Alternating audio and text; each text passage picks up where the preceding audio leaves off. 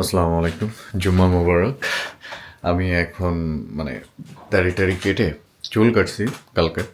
এখন দাড়ি কেটে ফ্রেশ হচ্ছি, যেহেতু আজকে জুম্মার দিন।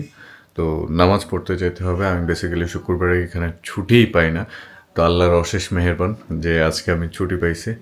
আর এই হচ্ছে আমার অগোছালো বেড। হ্যাঁ, এ হচ্ছে আমার বেড। তো আমি এখন শাওয়ার নিব।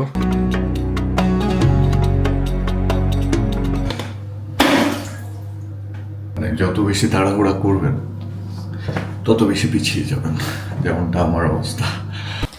বেসিক্যালি পাঞ্জাবি পড়তে পারতেছি না। পাঞ্জাবি পড়লে এখানে আর কি বাঙালি কম, তো একটু মানুষ অন্য চোখে দেখে, এই জন্য পাঞ্জাবি পড়তেছি না। টি শার্ট পরে যাই, টুপি নিয়ে জাস্ট নামাজে বসে যাও ইনশাল্লাহ।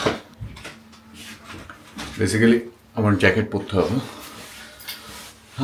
ঠান্ডা বাংলাদেশে এখন খুব গরম, আমি জানি। বাসায় কথা বললাম, বাংলাদেশে খুবই গরম পড়তেছে।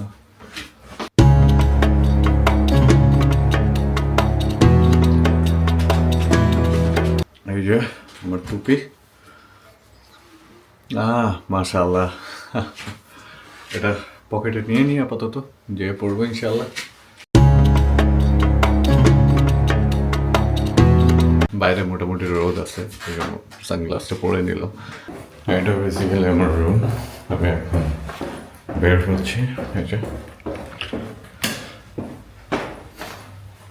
নামাজের জন্য যাচ্ছি আলহামদুলিল্লাহ, সমস্ত 3 কিলোমিটার ওয়াকিং।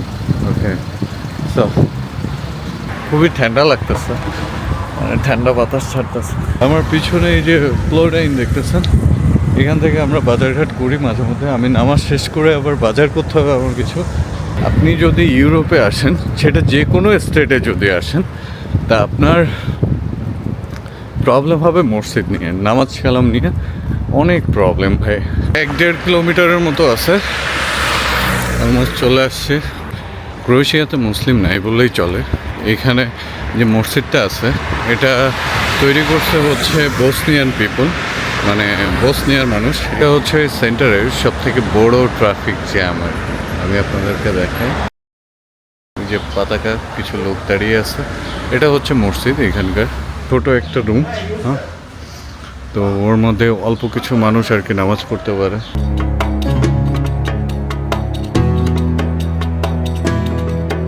আলহামদুলিল্লাহ নামাজ শেষ করলাম। অনেকদিন পর নামাজ পড়ে আর কি একটু তৃপ্তি লাগতেছে, শান্তি পাচ্ছি। তো এটা দিছে আমাকে এখানে মসজিদ থেকে।